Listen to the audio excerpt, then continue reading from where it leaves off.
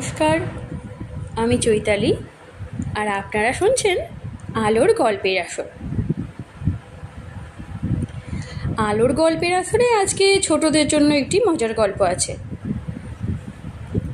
গল্প ভুসুক পণ্ডিত, শীর্ষেন্দু মুখোপাধ্যায়। ভুসুক পণ্ডিত ভারী অলস। পাঠশালায় পড়াতে পড়াতে ছেলেদের টাস্ক করতে দিয়ে প্রায় সময় ঘুমিয়ে পড়েন, আর ছেলেরা সেই সুযোগে দেদার ফাঁকি দেয়। সময়টা 2096 খ্রিস্টাব্দের ফেব্রুয়ারি মাসের সকাল। ভুসুক পণ্ডিত ছেলেদের একটা রচনা লিখতে দিলেন। বিজ্ঞান অভিশাপ না আশীর্বাদ। তারপর ঘুমাতে লাগলেন। পাঠশালা বসে একটা প্রকাণ্ড শিমুল গাছের তলায়। নিয়ম হয়েছে সেই আগেকার দিনের মতো প্রাকৃতিক পরিবেশে লেখাপড়া শেখাতে হবে, তাই এই ব্যবস্থা। ভুসুক পণ্ডিত বসেন গাছতলায় উঁচু একটা বেদিতে, ছেলেরা বসে ঘাসের ওপর মাদুর পেতে। ভুসুক পণ্ডিত ঘুমিয়ে পড়েছেন। টের পাওয়ার সঙ্গে সঙ্গেই ছেলেরা নিজেদের কাজ শুরু করে দিল। একটি ছেলে পকেট থেকে ছোট্ট একটি লেজার রশ্মির পিস্তল বের করে টুকটাক ফল পাড়তে লাগলো। একজন পকেট কম্পিউটারের সঙ্গে খেলতে বসে দাবা। জনা তিনেক একটা হাতঘড়ি সাইজের টেলিভিশনে চুপি চুপি অ্যাডভেঞ্চারের ফিল্ম দেখতে লাগলো। একজন অ্যান্টিগ্র্যাভিটি সাইকেলে উঠে আকাশে চক্কর দিতে থাকলো। একজন দুষ্টু ছেলে আরেকজনকে ডেকে বলল, এই আজ চল পণ্ডিত মশাই টিকি কেটে দিই। দ্বিতীয় ছেলেটা চোখ গোল করে বলে ওঠে, ওরে বাবা, টের পেলে জ্যান্ত পুঁতে ফেলবে। কথাটা ঠিক। ভুসুক পণ্ডিতের চেহারাটা এমনিতে নাদুস নুদুস, পরনে হেঁটো ধুতি, খালি গা, কাঁধের ওপর একটা ভাঁজ করা উড়ুনি, পৈতেটা ধপধপ করছে। সাদা নিষ্ঠাবান মানুষ, চেহারাটা নিরীহ হলে কি ভুসুক পণ্ডিত সাংঘাতিক রাগী লোক। দুষ্টু ছেলেটা বলল, টের পেলে তো? দ্বিতীয়জন ভয়ে ভয়ে বলে, পারবি? খুব পারব। এই বলে ছেলেটা পকেট থেকে একটা খুদে ওয়াকি টকি বের করে অন্য সব ছেলেদের উদ্দেশ্যে ফিস ফিস করে বলতে লাগলো, বন্ধুগণ, আজ ভুসুক পণ্ডিত মশাইয়ের শিখা কর্তন করা হইবে। তোমরা কেহ ঘুণাক্ষরে প্রকাশ করিবে না যে অপকর্মটি কে করিয়াছে। কেহ যদি প্রকাশ করো, তাহা হইলে তাহাকে উপযুক্ত শিক্ষা দেওয়া হইবে।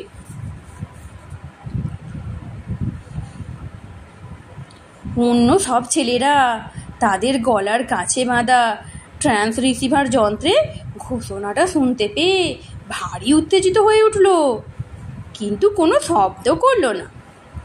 দুষ্টু ছেলেটা তার ব্যাগ থেকে একটা সোনার রেঞ্জ বের করলো।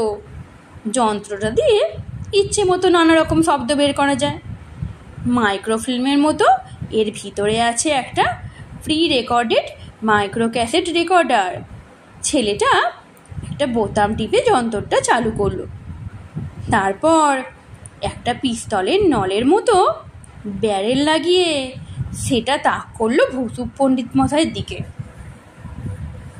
ব্যাপারটা হলো, এই শব্দটা আসলে ঘুম পাড়ানি শব্দ।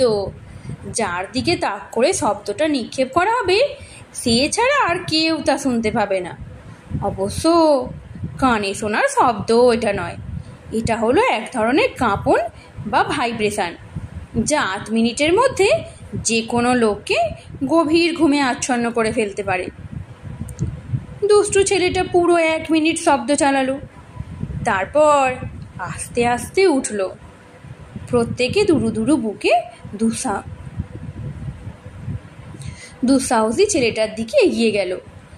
যন্ত্রের প্রভাবে পণ্ডিত মশাই গভীর নিদ্রায় ডুবে গেছেন বটে, কিন্তু এক সময় তো জাগবেন। তখন কি কুরুক্ষেত্রটাই হবে। ছেলেটা পকেট থেকে একটা ধারালো কাঁচি বের করে পণ্ডিত মশাইয়ের পেছনে গিয়ে কুচ করে টিকিটা কেটে এক দৌড়ে পালিয়ে এলো নিজের জায়গায়। পাঠশালায় এক চাপা হাসির হরড়া হয়ে গেল। সেই শব্দেই কিনা কে জানে আচমকা পণ্ডিত মশাই চোখ মেলে চাইলেন। ছেলেরা তো ভয়ে কাঠ, শ্বাস বন্ধ করে বসে আছে সব। একটু অবাকও হয়েছে তারা। ভাইব্রেটার দিয়ে ঘুম পাড়ানো হয়েছে পণ্ডিত মশাইকে, এত সহজে তো তার জাগবার কথা না। ভুসুকো পণ্ডিত মশাই চোখ চেয়েই বিশাল একটা হাই তুলে আর মোড়া ভাঙতে ভাঙতে ফিক ফিক করে হাসতে লাগলেন। হঠাৎ ছেলেরা স্তম্ভিত। তারা কখনো পণ্ডিত মশাইকে হাসতে দেখেনি, কিন্তু তাদের আরও স্তম্ভিত করে দিল। পণ্ডিত মশাই হঠাৎ চেঁচিয়ে উঠলেন, আজ তোমাদের ছুটি, ছুটি। ছেলেরা সমস্বরে বলে উঠল, ছুটি পণ্ডিত মশাই? পণ্ডিত মশাই হঠাৎ হা হা করে হেসে উঠে বললেন, কিসের লেখাপড়া? হ্যাঁ হ্যাঁ, লেখাপড়াও তো কিসের? বাচ্চা ছেলেরা নাচবে, গাইবে, দুষ্টুমি করবে, তবে না? ওঠো সব, উঠে পড়ো। আজ আমাদের গান হবে, নাচ হবে, হুল্লোড় হবে। বলেন কি পণ্ডিত মশাই? ছেলেদের চোখের ভাব ক্রমশ আরো গোল হয়ে উঠছে। ভুসুকো পণ্ডিত হঠাৎ নিজেই তড়াক করে বেদি থেকে নেমে পড়লেন। তারপর দু হাত তুলে গান ধরলেন, আজ আমাদের ছুটি রে ভাই, আজ আমাদের ছুটি। গাও গাও। ছেলেরাও গাইতে লাগলো। ভুসুকো পণ্ডিত নাচতে নাচতে বললেন, শুধু গাইলেই হবে না, নাচো, সবাই নাচতে শুরু করো। ছেলেদের তো পোয়া 12, রচনা ছেড়ে নাচ গান, এ কি ভাবা যায়? তারা সবাই পণ্ডিত মশাইয়ের সঙ্গে নাচতে লাগলো। বেশ কিছুক্ষণ নাচ গান হওয়ার পর ভুসুকো পণ্ডিত মশাই বললেন, শুধু নাচ গান নয়, চলো সবাই মিলে একটা দুষ্টুমি করা যাক। চলো সনাতন মুৎসুদ্দির বাগান থেকে পেয়ারা চুরি করি। ছেলেরা নিজেদের কানকে পর্যন্ত বিশ্বাস করতে না পেরে চেঁচিয়ে উঠল, বলেন কি পণ্ডিত মশাই? কিন্তু ভুসুকো পণ্ডিতের যেই কথা সেই কাজ। তিনি সবার আগে গিয়ে সনাতনের বাগানের কাঁটাতারের বেড়াটিকে এক জায়গায় কেটে ফাঁক করে ঢোকার রাস্তা বানালেন। তারপর বাগানে ঢুকে নিজেই ঢিল মেরে এবং একটি ছেলের কাছ থেকে লেজার গান চেয়ে নিয়ে তাই দিয়ে মেলা পেয়ারা পাড়তে লাগলেন। সনাতনের রোবট চাকরগুলো তেড়ে আসায় পণ্ডিত মশাই ছেলেদের নিয়ে পালিয়ে গেলেন। তারপর বললেন, চলো একটু ফুটবল খেলা যাক। ছেলেদের আনন্দ আর ধরে না। পড়াশোনা ছেড়ে এরকম মজার সময় কাটানো মহাভাগ্যের ব্যাপার। পণ্ডিত মশাই নিজে ছেলেদের সঙ্গে ফুটবল খেলতে নেমে পড়লেন। বিস্তর আছাড় খেলেন বটে, কিন্তু খেললেনও চমৎকার। দুটো দারুণ গোল করলেন। পণ্ডিত মশাইয়ের এত বিদ্যের কথা কেউ জানতো না তো।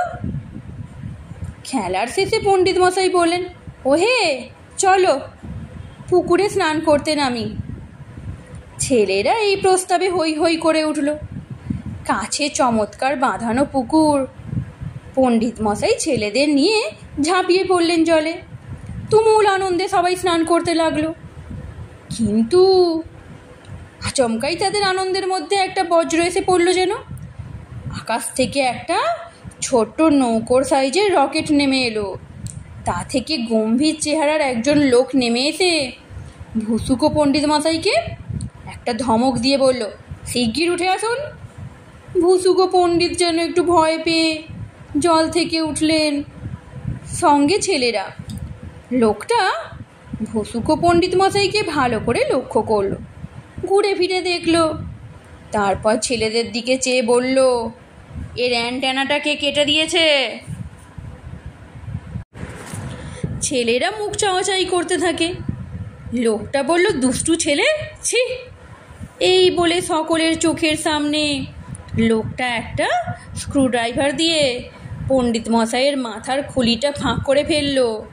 তারপর একটা নতুন টিকি বসিয়ে দিয়ে মাথাটা আবার জুড়ে বলল, এই কম্পিউটারটার একটা পার্টস খারাপ ছিল, কেউ লক্ষ্যই করেনি। টিকিটা কাটায় ভালোই হয়েছে, এবার আর পণ্ডিত মশাই ঘুমাবেন না। টিকিটা লাগানোর সঙ্গে সঙ্গে পণ্ডিত মশাই আবার গম্ভীর ও রাগী হয়ে গেলেন। গাছতলায় পাঠশালায় ছেলেদের জড়ো করে গমগমে গলায় বললেন, এবার আঁকের খাতা খোলো সব।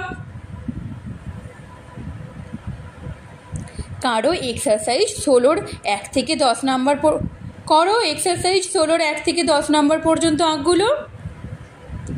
ছেলেরা প্রাণ ভরে আঁক কষতে লাগলো, কারণ ভুসুকো পণ্ডিতের চোখে ঘুমের লেশ মাত্র আর নেই।